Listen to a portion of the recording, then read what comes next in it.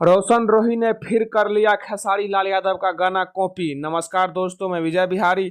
आज की इस वीडियो में इसी के बारे में बातचीत करने वाले हैं, तो वीडियो को लास्ट तक देखते रहे। तो दोस्तों, मैं आप सभी को बता देना चाहता हूं कि रोशन रोही का एक गाना आया है शिव शक्ति रिकॉर्ड्स से, जो कि सपना चौहान के साथ में गाना आया है, जिस गाना का नाम है दुनलिया। और इस गाना को लिखे हैं आयुष राज सिंह और म्यूजिक दिए हैं रोशन सिंह। और दोस्तों, मैं इस गाना को कॉपी इसलिए बता रहा हूँ क्योंकि दुनलिया गाना का पंच लाइन इस तरह से है कि कोरवा में आई के न नच भी पगलिया त चलतो दुनलिया। और ये पंच लाइन खेसारी लाल यादव गाना जो आज से 2-3 साल पहले ही रिलीज हुआ था, दे देना पगलिया, उसी गाना से ये गाना मैच कर रहा है। इसलिए मैं इस गाना को कॉपी बता रहा हूँ। और इससे पहले भी रोशन रोही ने एक गाना गाया था, जिस गाना का नाम था चोली के चीज गे और वो गाना भी खेसारी लाल यादव के गाना देखा बरसा त बरखा के पानी, ये गाना से मैच कर रहा था। लेकिन रोशन रोही खेसारी लाल यादव का गाना हर बार चोरी क्यों करता है?